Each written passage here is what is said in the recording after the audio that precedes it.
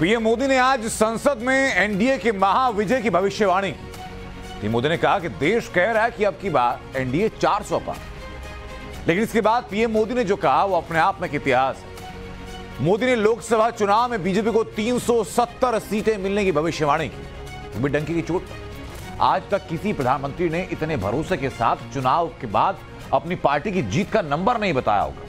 चुनाव कुछ महीने दूर है, लेकिन बीजेपी जानती है कि इस चुनाव में इसको कितनी सीटें मिलने जा रही हैं। जाहिर है कि देश की जनता के मिजाज को समझने का मोदी का आत्मविश्वास अलग है।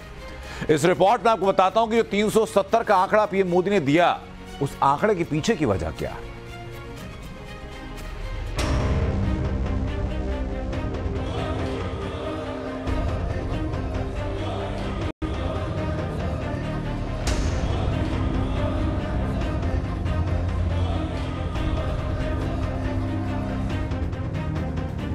ज्यादा से ज्यादा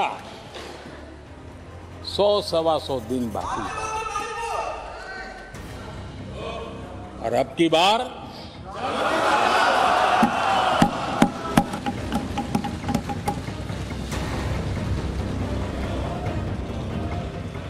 सरकार में ओबीसी कितने लोग हैं, कितने पद पर कहां, उसके हिसाब किताब करते रहते हैं। लेकिन मैं हैरान हूं, उनको इतना सबसे बड़ा ओबीसी नजर नहीं आता है।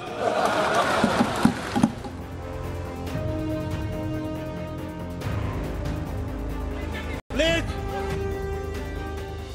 कब तक टुकड़ों में सोचते रहोगे? कब तक समाज को बांटते रहोगे? सब सीमा करो, सीमा करो। बहुत तोड़ा देश को। प्रधानमंत्री की ये तेवर आपने हाल के दिनों में कम ही देखे होंगे। ऐसा लग रहा था जैसे विपक्ष के हर हमले का पूरा हिसाब करके रहेंगे। वो अपनी गारंटी के साथ मैदान में थे और अंदाज ऐसा जैसे पूरे विपक्ष को सीधी चुनौती दे रहे हों कि हमारे तीसरे टर्म में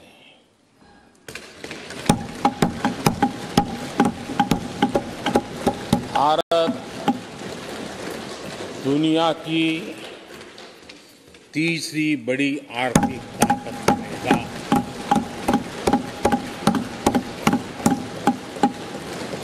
और ये मोदी की गारंटी है।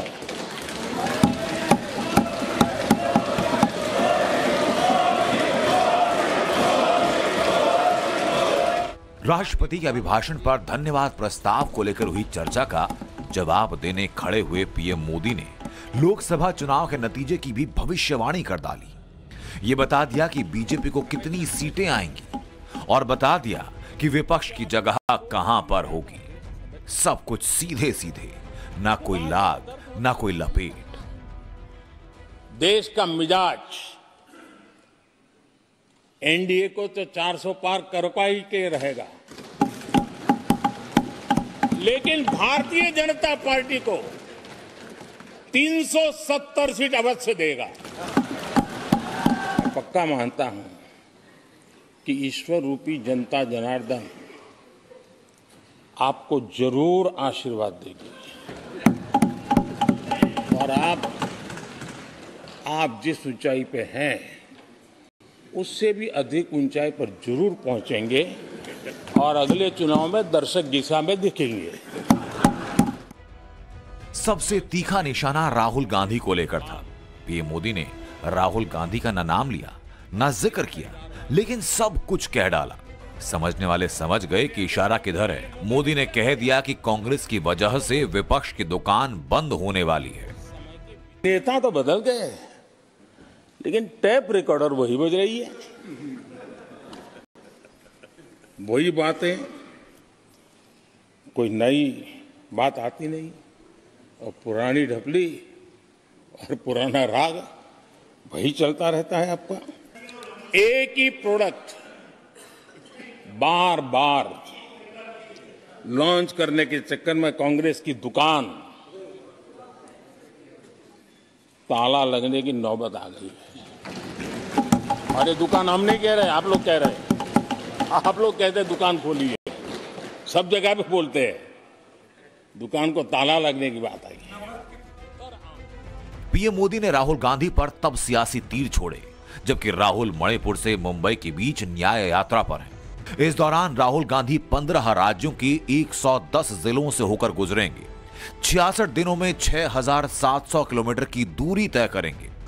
राहुल गांधी हर सभा में बीजेपी पर निशाना साध रहे हैं, पीएम मोदी पर बरस रहे हैं। राहुल क्या कह रहे हैं, कितनी बार किस मुद्दे को उठा रहे हैं, पीएम मोदी की हर बात पर नजर है, तभी तो चुन चुन कर जवाब दिया। आज देश में जिस रफ्तार से काम हो रहा है, कांग्रेस सरकार इस रफ्तार की कल्पना भी नहीं कर सकती। 4 करोड़ घर बनाए,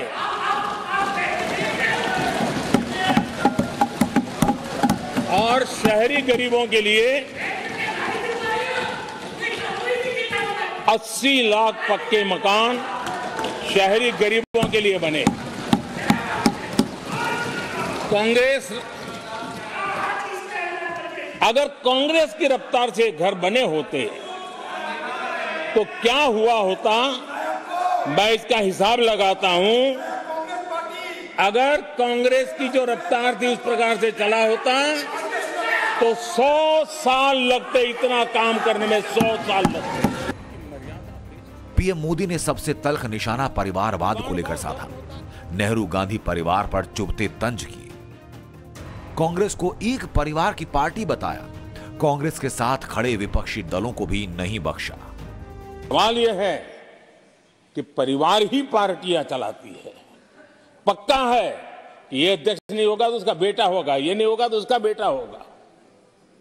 ये लोकतंत्र का खतरा है, और इसलिए अच्छा हुआ दादा, थैंक यू।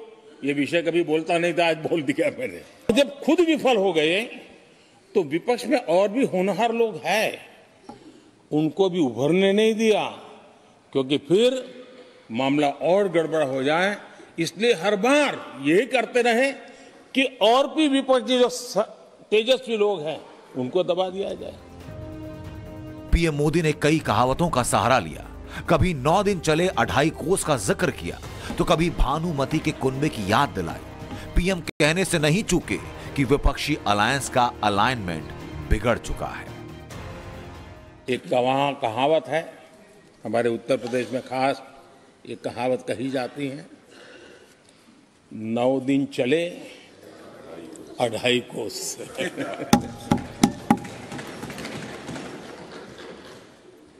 और मुझे लगता है कि ये कहावत पूरी तरह कांग्रेस को परिभाषित कर देती है। कुछ दिन पहले भानुमति का कुनबा जोड़ा,